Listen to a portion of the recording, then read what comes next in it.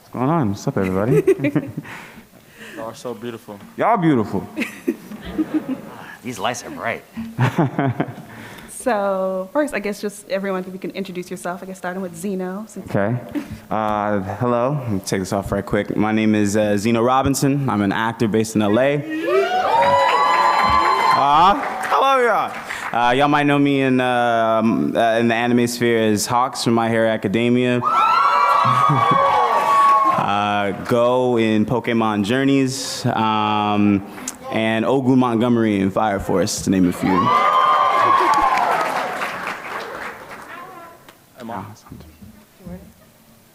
What's up, everybody?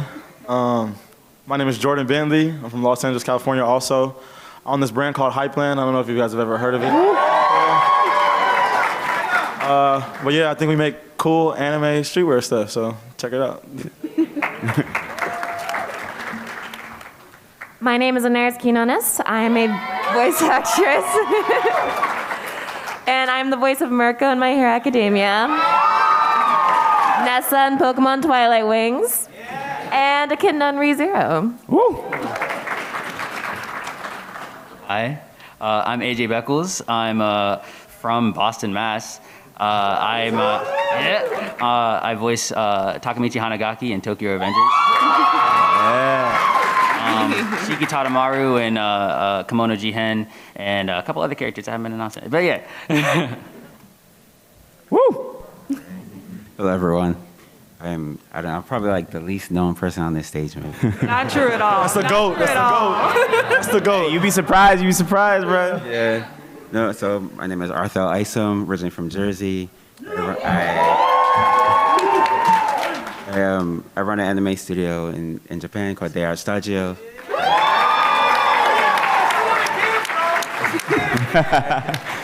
Won't you say it again? Founder. Really? You want to say it again? Founder of a black studio in Japan. Yeah, there you go. Proud.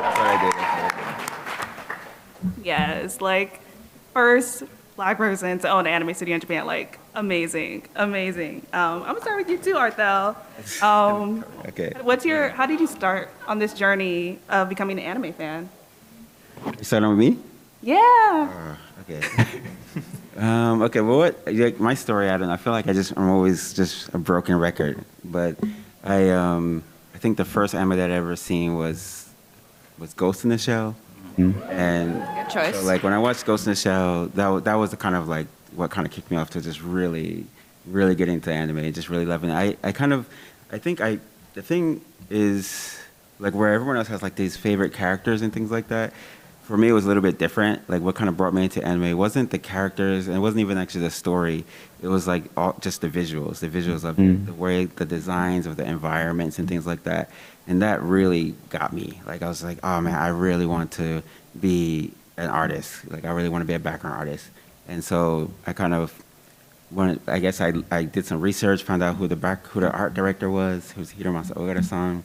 And I was like, that's it. This is the person I'm going to study under. I want to be able to work for him and paint like him. And then, yeah, so that kind of started me on my journey. And then yeah, I got to work for him. And that was like my first job in Japan. Nice. Crazy. Woo! Yeah. You just knew what you wanted to do. So quick. So what was the question? How we like discovered anime? Like got into it? Yeah, like what's your journey to becoming an anime fan? Like give me the origin story. It all started at a Scholastic book fair. I was in 6th grade, I think, and well, previously I had watched Naruto on TV and stuff like that, and I'm an adoptee, so I loved Naruto as just a character and everything he stood for, even when I was that young. But I didn't know what anime was. I was like, oh, this is a cool cartoon. And I went to the Scholastic book fair and I saw like it was like a how to draw manga thing, and I was like, wait, that's not as well drawn, but that's like Naruto. And I wanted to be an artist, right? I wanted to do what he did. Right? And then I gave up because I was like, I don't want to learn anatomy. Yeah, that kind of what started my journey. And after I discovered that's what anime was, I just went on a deep dive and I just watched everything. And then I watched One Piece, and now I'm just here, you know? So, yeah. Like watch One Piece and now you're here. Right. And then I watched One Piece, and now I'm here. I mean, kind of similar to AJ, you know. I feel like we all kind of like watched anime when we were younger, like Pokemon or Yu-Gi-Oh and stuff, and we didn't know what it was, but it was dope. And I think the kind of like gateway anime for me was actually Digimon. Like, I love Digimon Adventure. I love Tai and Kari and all those characters, and I was so in love with Digimon. My favorite in all of Digimon? First 3 series. Okay, it's hard because Digimon Tamers would be my favorite, but I also like... Oh, Takadomon, Momentai, like, I love Digimon Tamers. But, yeah, no, I watched Digimon. I was obsessed with Digimon. I recorded it on my DVR and watched all the episodes. And then I moved, and we didn't have cable for a bit, but I still wanted to watch Digimon, so I would watch it on YouTube, part 1, part 2, part 3. And then eventually, like, I was all caught up, and I wanted to watch more, and I figured out there was more in Japanese, and I'm like, oh, this is weird. Okay, and I just watched it, and I went from that to Bleach and Cardcaptor Sakura, and it's a wrap from there. I hate to disappoint y'all, but my anime finding story is not as cool as theirs. So, I was probably in 2nd grade when I first found anime. I remember sleeping in my mom's room, and I was like scrolling on TV, like watching stuff I wasn't supposed to, and then I came across like Adult Swim, and like it's like fully coolly popped on, and like I immediately, like I saw the colors, the sounds, like how the characters dress, and I was just like, dang, this is so tight. And I remember like the next day going to like the computer at school and like seeing like Inuyasha, and that was like my first like introduction to like anime. So yeah, not as cool, but What do you mean? That's like everybody else's story. yeah, y'all was at book fairs, you know, buying manga. Everybody's like, and then you got on TV. Yeah, like very similar to everybody else. I started watching anime at a really young age, like with Pokemon. I feel like Pokemon was like one of the first animes I've ever seen, and like Dragon Ball Z was like really cool. I was always like, me and my friends at recess were always practicing Kamehamehas on each other, and we were really weird. Like we were the weird kids. Like we would everybody would go play basketball, and we would like go off in a corner and pretend fight each other. And I remember like some of my earliest anime memories is when Blockbuster was a thing. Yes. My dad would take me to Blockbuster, and I would always get the same 2 VHSs, and it was Sailor Moon and yeah, it was Sailor Moon and Sonic Toei every single time. And I felt like my dad hated me. He was like, "Why don't you watch a basketball game or something? Like, you want to watch this girl transform into the strongest anime character in existence?" GOP. It is what it is. So that's and then Dragon Ball Z and then Toonami was a thing, and so I was an avid Toonami fan. So Toonami kind of just put me on all anime, and not just anime like as a entertainment form, but as an art form, like as a performer, acting, which is I got into that as a teenager as well. So that's kind of my anime origin story, like how I got into it. Yeah. I love that. Thank you for putting respect on Sailor Moon's name. You know what I'm saying? Like, my childhood. So what made you transition from like being solely a fan to wanting to get into this industry? We're starting with Arthel again? Anybody want to go? You can go if you want to go. Okay, we just go. I guess we just go the opposite way. For me, I didn't know. So I signed with my agency at an early age, who they were the people giving me opportunities to audition for shows and commercials and TV. And like my first ever job was like Ben 10 Alien Force. I was Alan. I was Alan Albright, the half pirate knight, the fire kid. That was me. The black kid. Yeah, that was me. And that was like my first job. And that's when I learned voice acting was a thing. Like on top of like live action acting, which I always wanted to be an actor. actor growing up.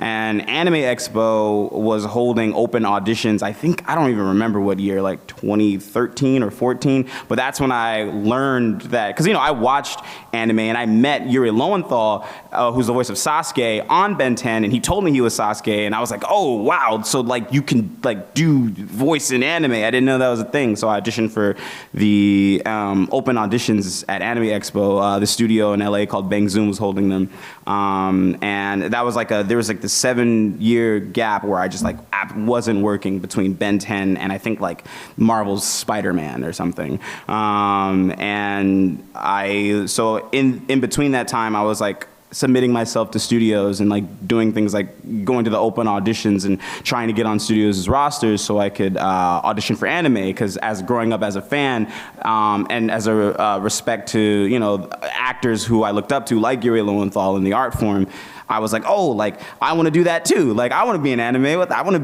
be the hero and be able to do a Kame, Rasen, whatever, like, and yell at the top of my lungs. Like, it'd be really cool. And then I got on one roster and started auditioning, and then, one audition came after the other, and, One Punch Man happened, and Carol and Tuesday happened, and then, and then My Hero Academia happened and kind of changed my life. So, yeah, that's kind of like a SparkNotes version of how everything played out for me.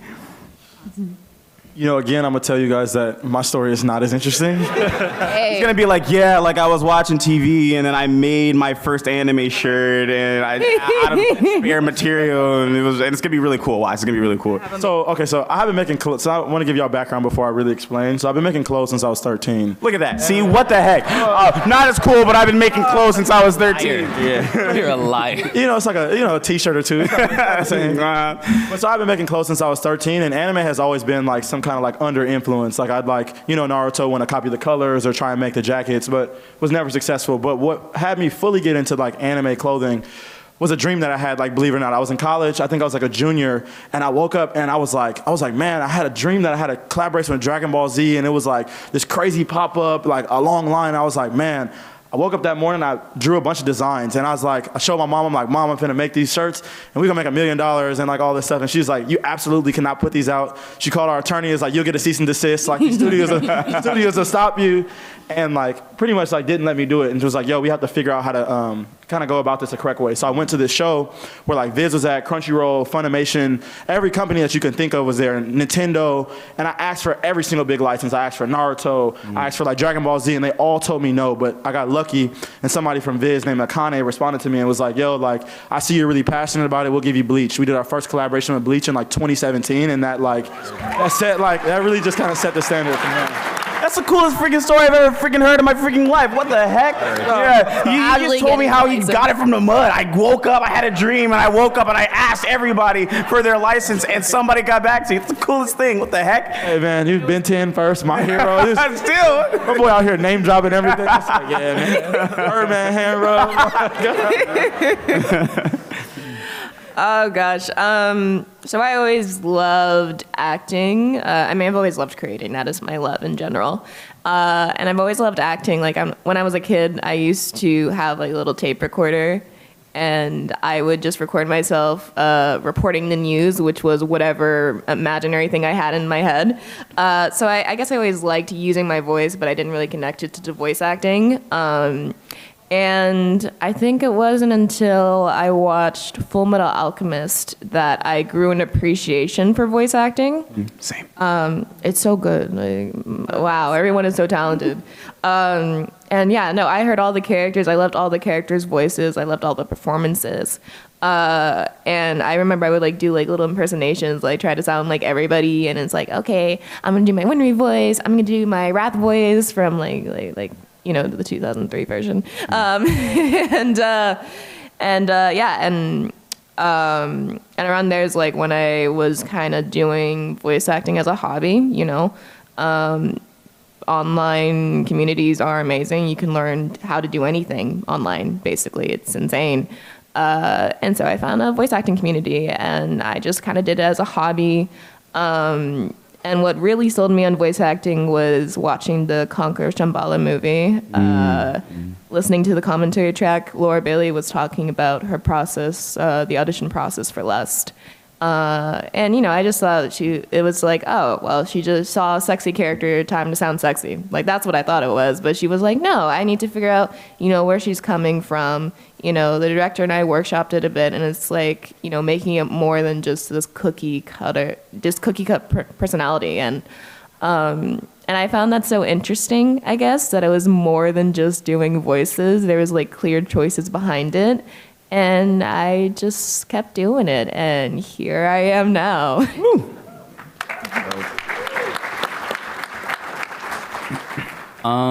So for me, I didn't have any acting experience at all. I was 17 and I had just given up on art. And For that. college was looming around the corner, and I didn't know what I wanted to do with my life. And my cousin, I remember I was sitting outside of his porch, and he came out and he was like, "Hey, you want to try voiceover?" And I feel like normally I would have been like, "No, that sounds dumb. I don't know what that is." But I said yes. And he said he knew a guy. In fact, know a guy. And I went and I got into a booth, and I just did it for fun. And again, I don't have any acting experience, but when I was a kid and stuff, I had big ADHD energy, like class clown, and I was in second grade reading at a sixth grade reading level because I got in trouble a lot and I was forced to read. And so I did that, and I fell in love with it. And the reason why I wanted to do art was because, you know, I mentioned earlier that Naruto means a lot to me, and I was like, if I can design a character, create a character that means that much to somebody else, then I'll have lived a good life. But again, I gave up. So I was like, you know what? With acting, I could be the character, and I was good at it. So I went online. There's plenty of websites: Casting Call Club, Voice Acting Club, Twitter. And I grinded, and my first ever audition was Jujutsu Kaisen. I'm not in it. But that was, yes, maybe. Not yet. But I auditioned for that, and I was like, yes, this is my moment. It didn't happen, and I felt a little down. But then, you know, because of the help of some friends and a lot of people that believed in me, I eventually got a new agent, and I got the audition for Takemichi, and I booked it. So I just want everybody to know that when the audition for Takemichi came out, I texted AJ and I said, "Hey, bro, I think that you would like nail this. I think that this would be your guy." Yeah. And then he booked it. So he's like the Messiah. I don't know how he knows. He's always predicting everybody. When I met Anairis, I DM'd her and I was like, "You should totally voice Mirko." So if anybody here wants to do voice acting, just know that I've got a role for you too. Zeno's a blood. Hard readings. Hard readings. That's dope. Man, like, I'm like so enthralled by all these guys' stories. I don't even know what the question was. He's going to be like, "I have a boring story. It's not going to be interesting at all." And then he's going to be like, "Oh, yeah, I drew like 10 comics a day and I sold them at school." I feel like my story is so boring. I don't know, like it was, what is it? I feel like my story is always escape and discovery. Like most people, you start off really young, just drawing. And But my family wasn't really supportive of like art, right? They wanted my dad's a musician, so he wanted us to be a musician. So actually he like threw away my sketchbooks and things like that. And like, I was like, "Oh, that's all right, it's not The villain said, Yeah, right. This is it wasn't even that great. I probably throw these sketchbooks away.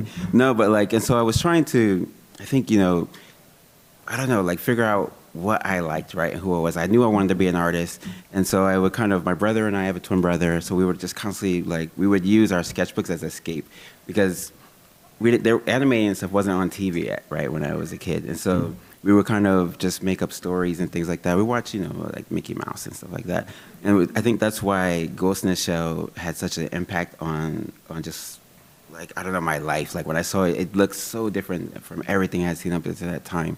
And I was like, "Oh, you know what? Like, man, I like music. I played saxophone. It was cool. I was all right at it. But, like, I definitely knew that wasn't what I wanted my life to be. And so I kind of used college as escape. Like, I went to the furthest college I can go to. So, of course, I grew up in Jersey, but I went to college in California. And then that way I didn't have to see my family. I didn't have to, like, it was like I didn't have to have that, like, that nagging of like, "No, you're not going to be an artist, or this is what I'm going to do." So, of course, like, it's weird. I say, like, my family wasn't like, they didn't shove me in the closet or anything. Of course, they supported me going to college. But so I was in college in California, and I just really just got into just drawing and just doing that. Although, like, I don't know, I wasn't that great at college either. Like, because I knew what I wanted to be, but college wasn't like structured for like background artists. And at that time, there was only like character animation, and that's it. You could be like a character animator if you wanted to be in animation. But I knew I wanted to like paint buildings and things like that. And so I failed like a ton of classes. Like I think my like transcript was like FD, CC, because like I didn't want to take those classes. And so I would ask my teachers like, hey, like what can I do to learn how to be a background artist? Da, da, da. And they're like, well, I don't know, like maybe try this, try that, try this. So I would like skip into like a whole bunch of different majors. I was like trying to make up my own major, which is the reason why I failed, because I didn't take any of the foundation classes for all the other classes. But by doing that though, like it was like, yeah, just escape and like discovery. Like I was discovering what I wanted to be and who I wanted to be. And I reached out to, after watching Ghost in the Shell for like the 150th time, I was like, oh, you know what I'm gonna do? I'm gonna write to Production AG. So I wrote a letter to Production AG and just like, okay, what should a background artist like do? Like what should he learn? And they actually got back to me. I was really surprised. I think the person's email was like Ninja, something like that. And like I was like, oh, dope. They like responded, and they responded in English. And so it had like a very specific list. Like you need to learn how to do cars and draw buildings, and background artists draw everything. And I was like, what is that? Like I don't draw everything. So then I showed it to my the art department director, and I was like, yeah, I gotta like draw everything. So I need to take like more classes, like in this and this and this. And you know, so that was kind of what I did. And I remember but of course, like I said, I was doing really bad at school. I was getting lots of C's and D's and things. So I got kicked out of school. I got kicked out of school for like a year, actually. And during that time, I was trying to, again, figure out, okay, I know what I want to be. I know I want to be like this artist. And my work was good, but it was like, I don't know, I was just trying to figure it all out. And I decided, so I told my guidance counselor, I was like, you know what, I think I'm going to go to school in Japan. And she was like, what are you talking about? Like, you're already failing these classes. And like, you can't speak Japanese. You can't just go to Japan and pass. You can't pass in America. You can't pass there, right?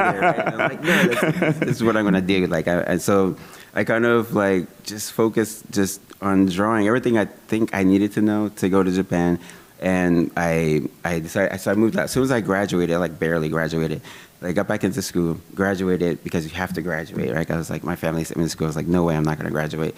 So I graduated from college. I moved to Japan like the next day, like literally. Like I sold, like we just got like rid of all my stuff. And then I just got on the airplane and just flew to Japan.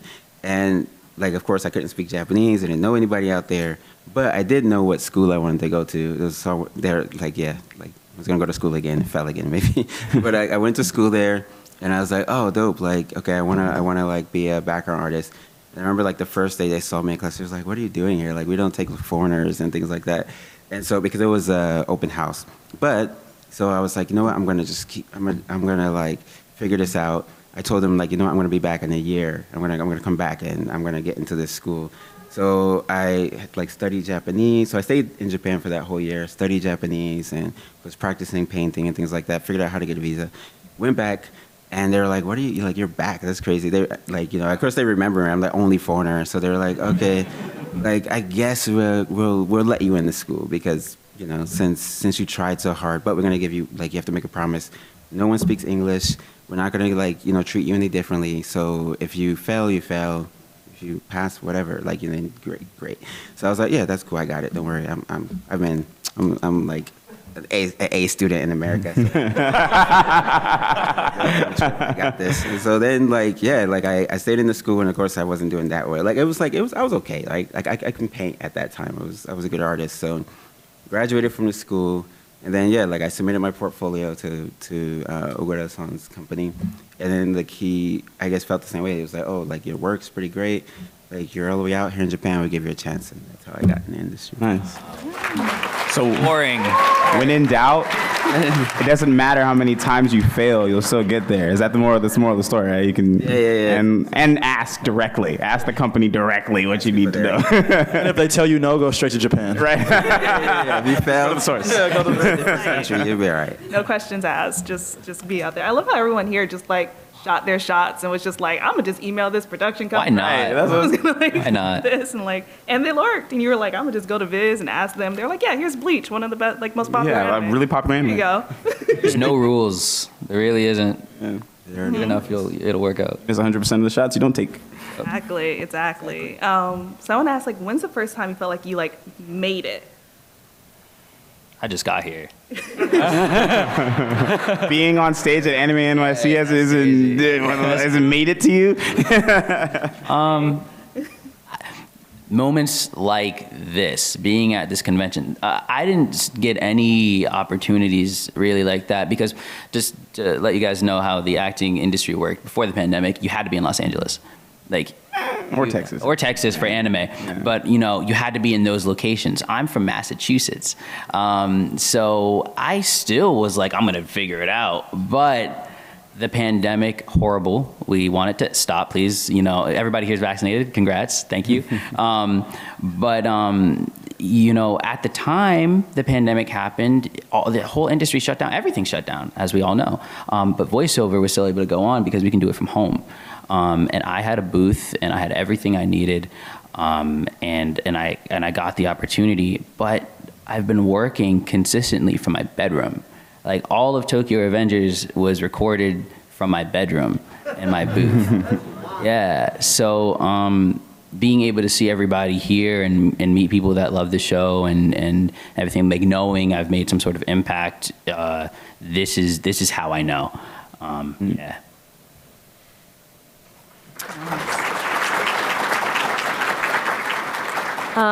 Similarly, I guess like if I was to pinpoint a moment, so I started voice acting when I was 11. I'm currently 24.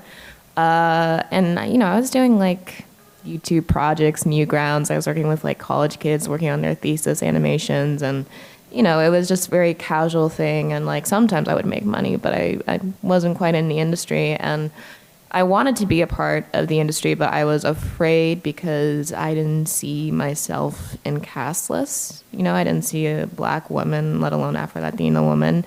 So, you know, I never really made the jump to go to Texas or LA or anything because I was afraid of failing just because of the color of my skin, you know. And I knew I was good. I knew I was competitive, but I wasn't sure if that would matter. And haha, that's what it's like to be black. But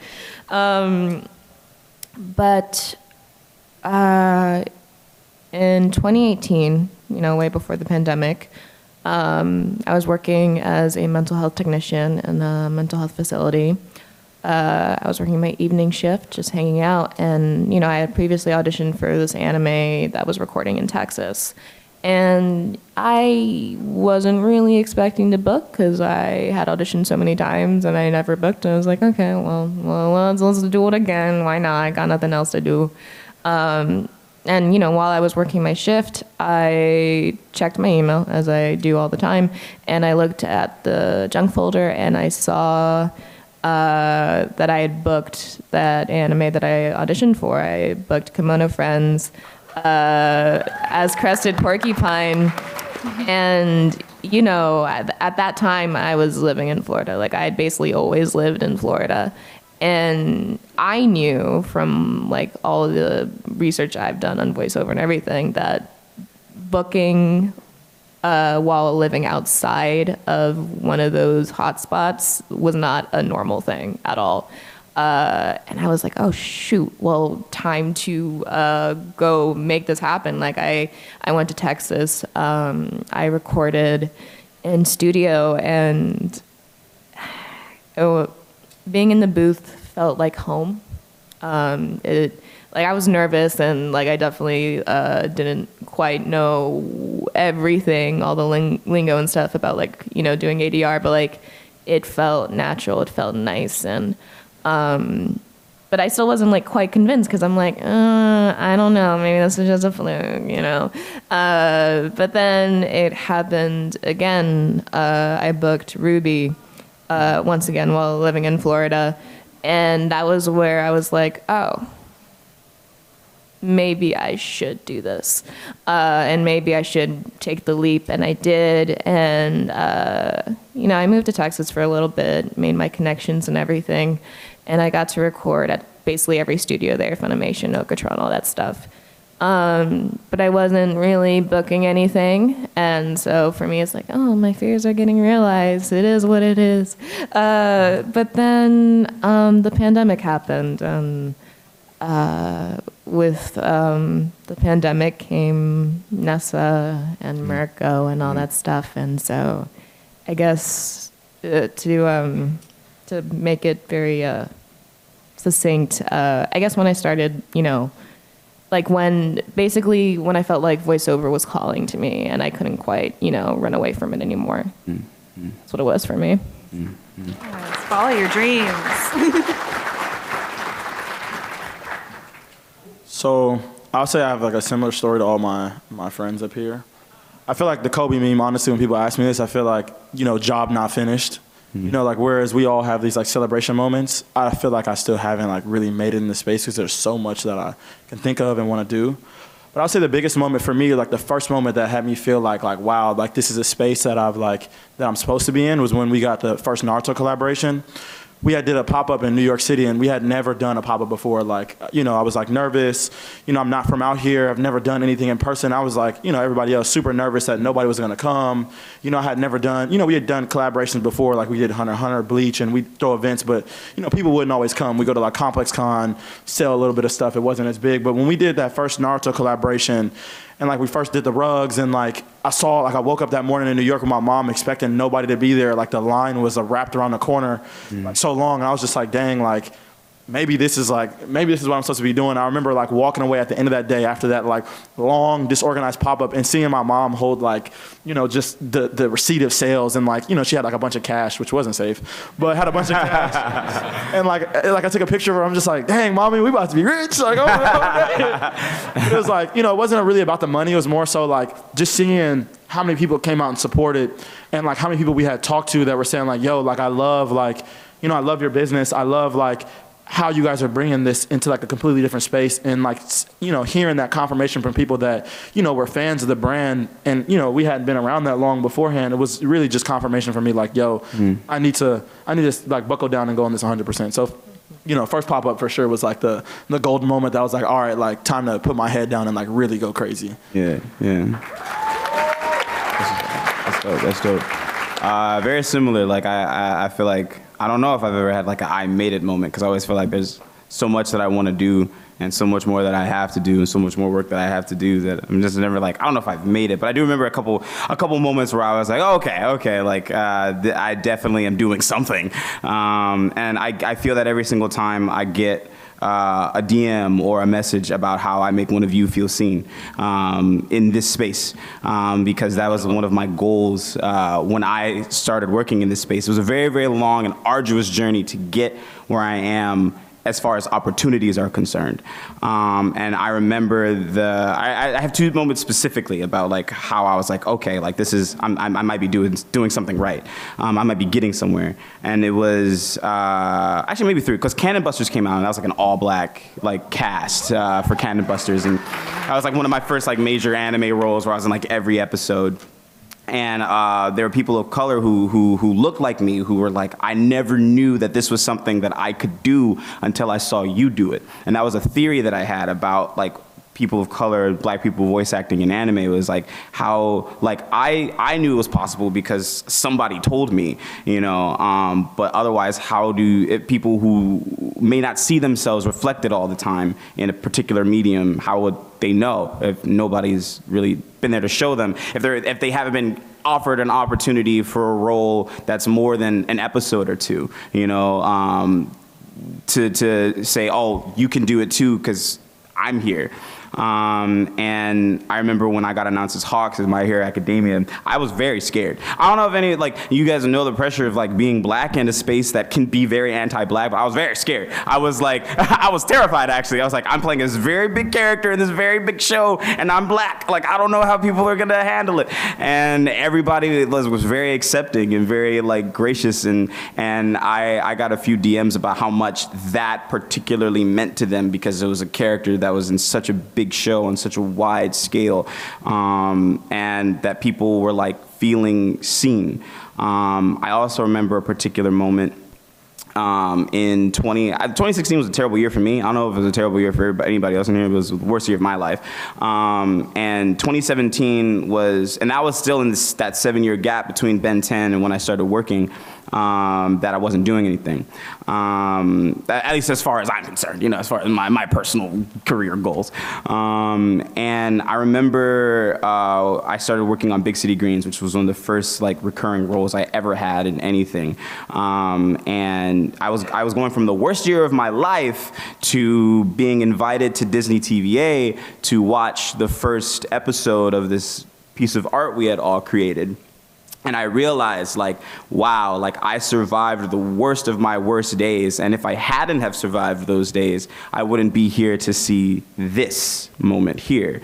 And I wouldn't be, and then the next year was when Hawks happened. And then, like, I wouldn't be there to make sure that I made an appearance for everybody, for myself, because I love anime. It's like one of the first major roles I've played, but for everybody else, for all of you, and kind of like I'm here, you know, like. And then the Crunchyroll Awards happened, and I won that, and then I was like, okay, maybe I'm doing something correctly. So I think that was, like, for me, where I was like, I don't know if I particularly think I've made it or had I made it moment, but I have had very moments of, you know, letting myself pat myself on the back, which I never really let myself do. So, yeah.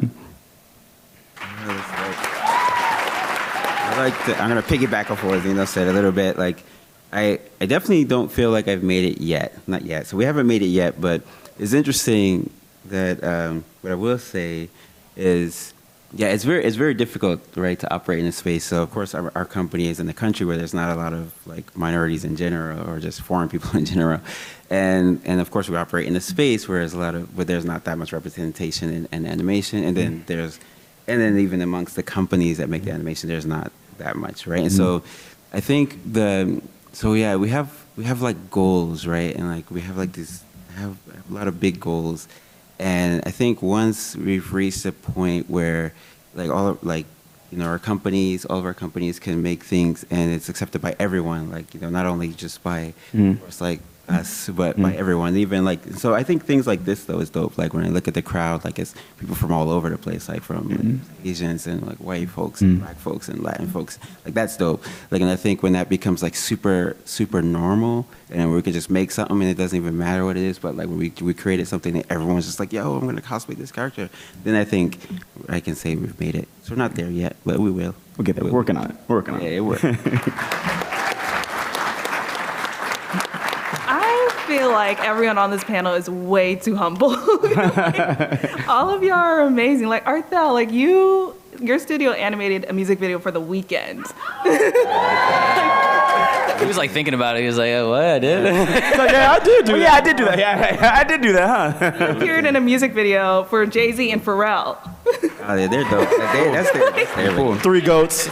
Right? I'm just saying, you know, and, like, all of y'all, I'm just, like, hearing y'all, and I'm like, you are minimizing yourself way too much. Like, y'all are amazing. That's why you are on this panel. Thank you. But what would you say is, like, a common misconception about being in your industry? That's a good question. That it's easy, or you just, like, kind of just do it. I mean, yeah, just do it, like, as AJ does. But like I feel like a common misconception is, like, it won't take a while, or, you know, like, it doesn't require hard work, because it really does. And, like, it requires a lot of hard work and, like, perseverance. Like in acting, I think like AJ will probably tell you too. Like you get a lot of rejections. You get, I mean, like AJ said that he auditioned for like a dream job and like didn't get it. Like there's gonna be those moments. There's gonna be like times where you audition for your dream thing and it doesn't work out. And like that's, I feel like is the misconception is like you'll always win, which no matter who you are, you kind of don't. So it's like about how you roll with those punches. I think it's like maybe a common misconception I've seen. It's like you gotta. It's really, really about hard work, like and studying and learning, and you know, as well as having fun. You know, but yeah, there's like a lot of work that goes into it. I'd probably say something similar. I think the biggest misconception that I really have is, or just thing that I have to do the most in general from a working with licensor standpoint and the consumer standpoint, is really just explaining the magnitude of how big of a community and how much impact anime has had on so many lives. I feel like from a fashion standpoint, they don't really understand it. It's so different. You know, they don't participate in the community, so they really have zero level of understanding of like just how big and how massive, you know, our community really is. Mm-hmm. And then from like a working with the studio standpoint, I feel like really the same kind of side. Like I think because, you know, people typically see the Hot Topics or the big box like mega retailers, me being this small guy who's like trying to be creative and bring something new, you know, they don't really understand that there is like this huge niche for people who want, you know, stuff that's not in Hot Topic or want the more elevated anime stuff or even, you know, want something different than what you could typically find at, you know, Walmart, Target, or any of these big box stores. So I think really for me, it's a communication battle and explaining like, yo, like we're huge and in this space and we have this like huge impact, and that anime affects like all walks of life, not just clothes, not just, you know, it's like clothes, music, food, like art. It's an entire community that has an impact on, you know, so many different like realms of influence, you know, and I feel like most people really don't understand that unless they're, you know, one of us that's here at this, you know, festival today, or festival, but convention today, you know. Mm-hmm.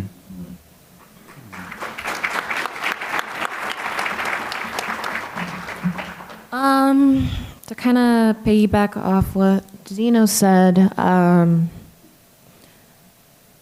you know, I think once you've made it in your industry, that doesn't necessarily mean that you have to, that you can relax, you know, like you still need to continue the grind, especially for voiceover, because, you know, like 99% of the job is getting rejected.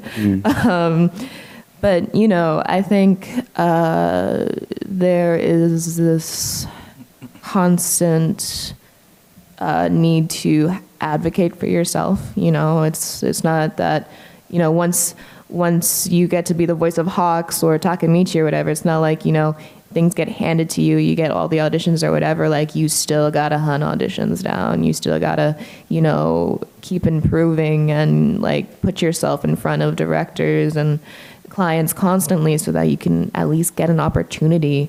And I think that goes double because we are of color. You know, I have always worked off the ideology of I want to be so good that nobody can ignore me. And I think that's kind of true, but even with like the success that I realize I've had, I still feel like I need to do more, you know, because, you know, I feel like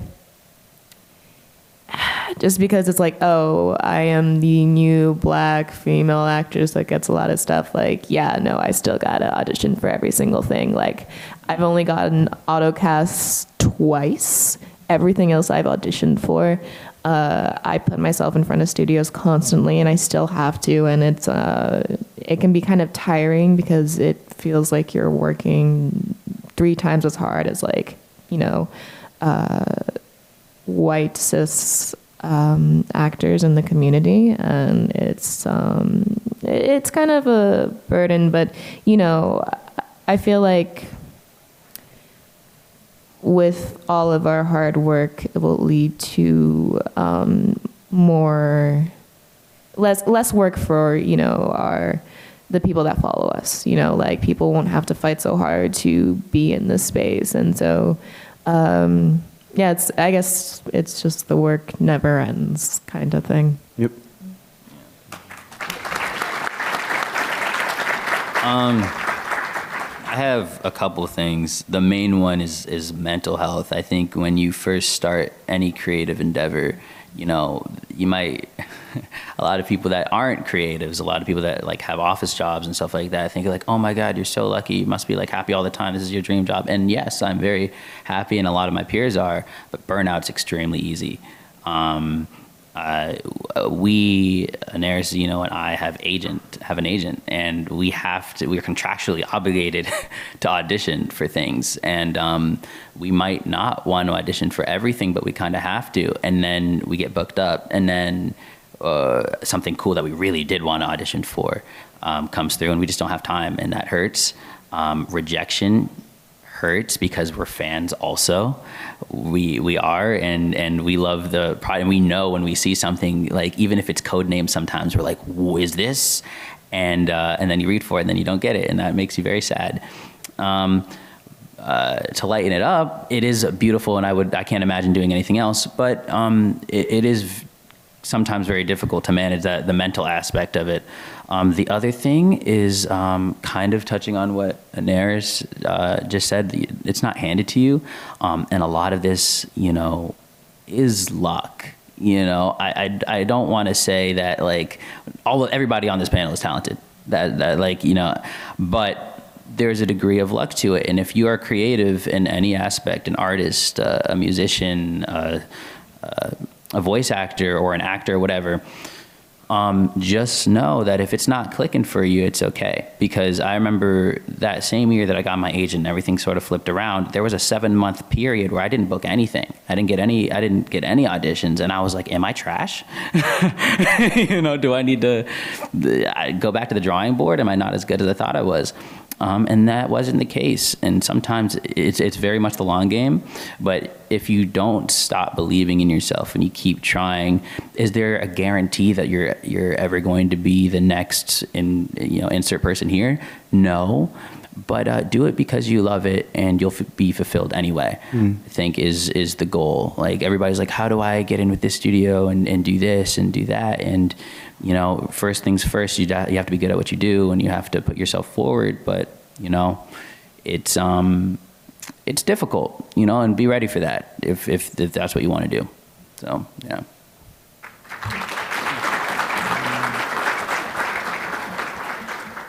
I'll just say, like, yeah, it's difficult.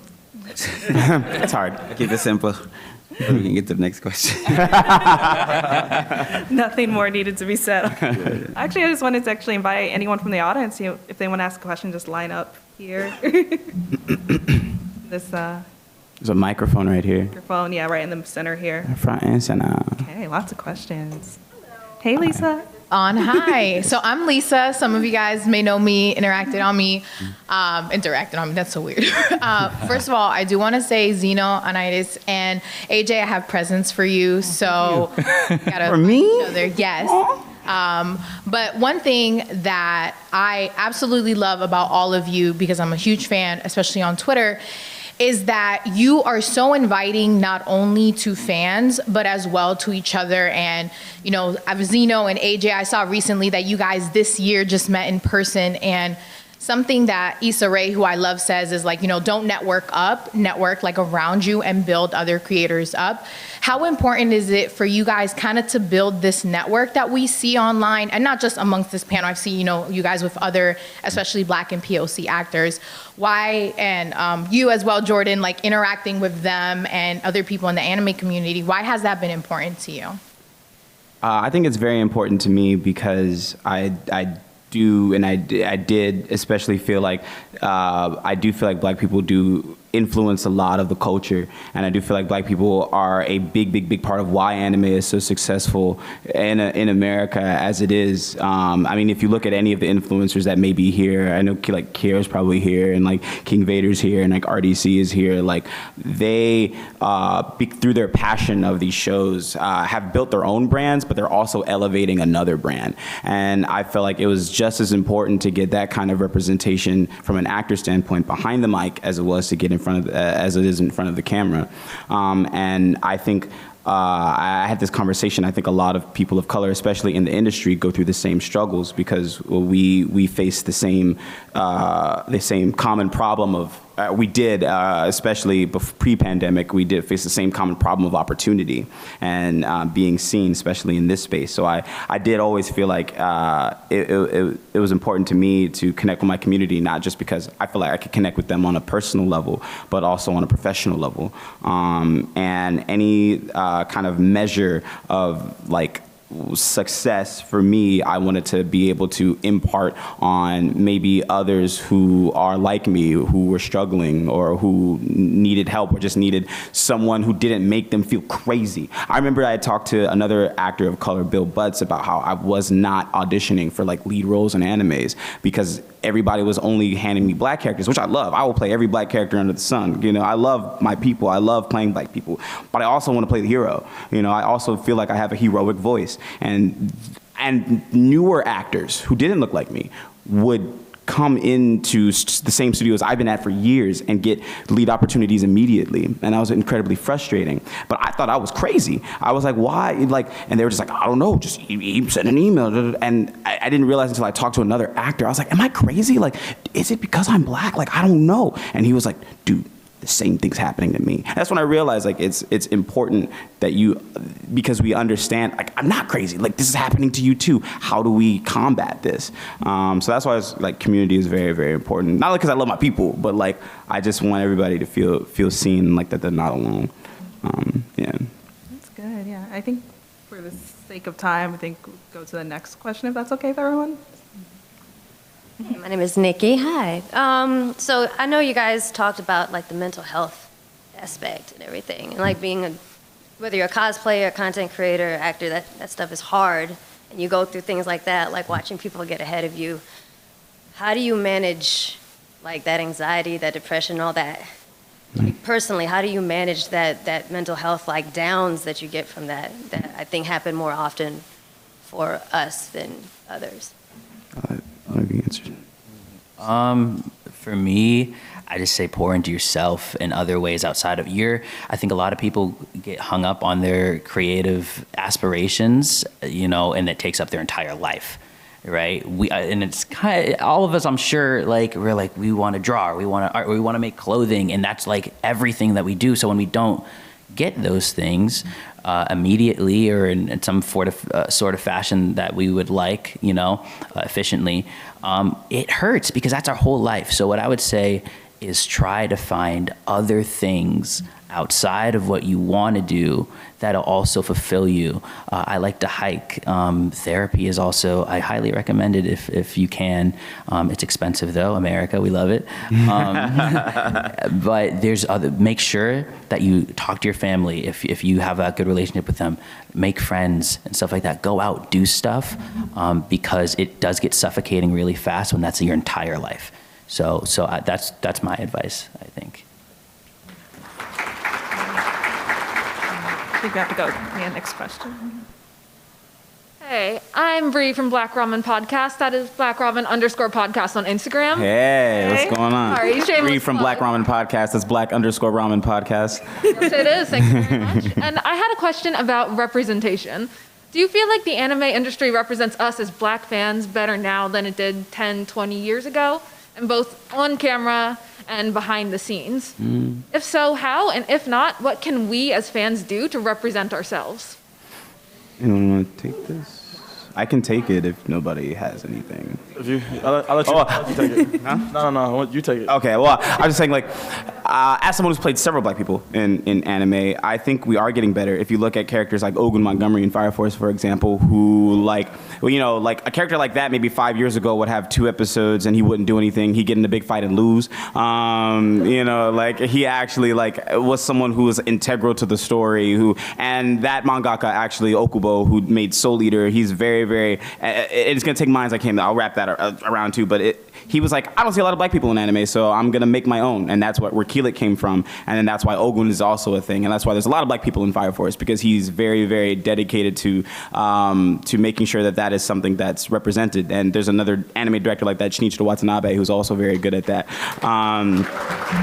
And I think it's getting better. It may not be perfect, but I think it's getting better if you look at shows like Carol and Tuesday, Shinichiro Watanabe, and you look at shows like Fire Force, where the characters aren't drawn with all these exaggerated features. Like I played Puma in Cyborg 008, and if you look at his design history, that's a classic series, but if you look at his design history from when he was made with the big lips and and then to now where he doesn't have any of those features, you can track how much better it's getting. Do I say it's perfect? Absolutely not. But I think what we as fans can do and continue to do is keep just doing what you're doing, keep being creative, keep loving your art, and people like Arthel, who's making it themselves. I think that there's going to come a time where it won't be just like a single studio here. Like there will be more studios. If there's what's his name that made Yasuke and Cannon Busters, like stuff like that. Thomas? Yeah. Leishan, like other people that's not just Leishan, like making their own stuff on a grand scale. I think that's how we can make it better as fans, is taking kind of like the power back in our own hands and kind of demanding like how we feel we should be represented in our own media. Yeah, and like be sure if there's something that you don't like to say it.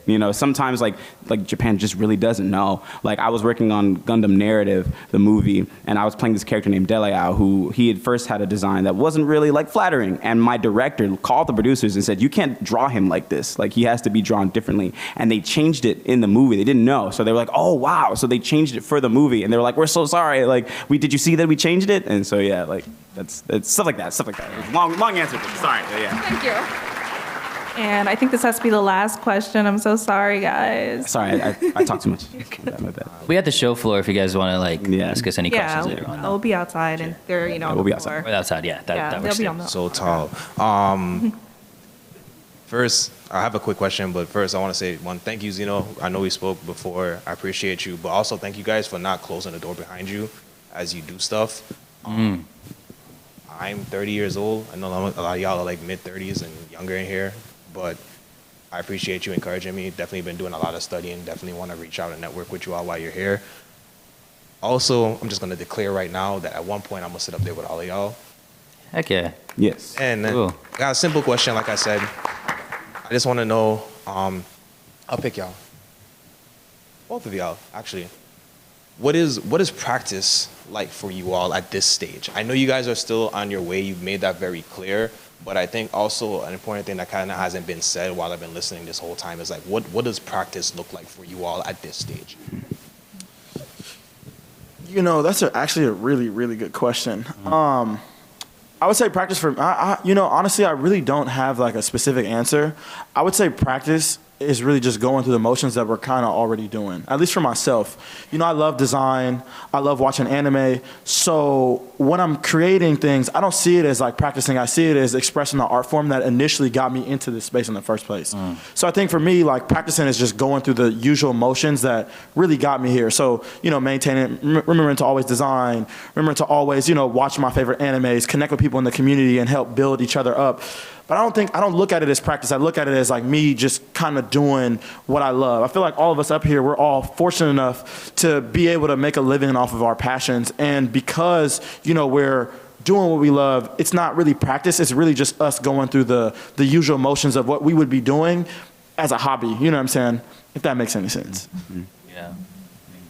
And to very briefly answer, I think practice for me can also just be learning more about myself, and I learn more about myself by doing the work, by auditioning for characters, by recording as characters. I always say that I can't pinpoint like a favorite character of mine because all of them have a little piece of me. I think when you create, you leave a little bit of yourself or a lot of bit of yourself. And I think the more you know yourself, or the more that you try to get to know yourself, the more you learn, the more you grow, even creatively. So I'm going to add a little bit to that really quickly. I'm going to be a boss. I'm going to put my boss hat on real quick. So practice for our studio and for all the artists that we hire and things is doing the things. So, of course, everyone always thinks it's all about passion, what you want to do. Like, oh, I love drawing characters, or I love drawing whatever, some character from Fire Force, and you just draw that one character all day. like for us, practice is doing the things that actually you're not good at doing. And so, because the things that you're really good at doing are the things that you don't need practice at. And so I think that, and if you only do the things that you're most passionate about and that you love doing, I promise you will not be successful. Because that's not the most important things. That's not the things that studio heads look for and companies look for. So what I encourage our artists to do is to practice the things that like look at what the industry as a whole needs, and look at like where your direction is and where you want to be, and then practice all those things that's necessary. And real quick, sorry, I'll also add to that to be humble. You're not the best at what you do. We are all very good at what we do, and I'm sure everybody in the audience is talented in their own special ways, but you're not the best. If you're stuck, do not be afraid to seek help. It's okay, you know, don't be too prideful. It takes a village to get to where you are. So yeah. Thank you. Thank you all so much. I will be outside if you want to talk. I know all the voice actors will be at the Audiograph booths, and Jordan will be at the Hypeland booth, and Arthel and I will just be around. So thank you guys. Y'all. Hi, this is Michael Shanks, and you're watching Fandom Spotlight. Be sure to like, share, and subscribe. The fate of the universe may depend on it. And have fun and follow your fandom.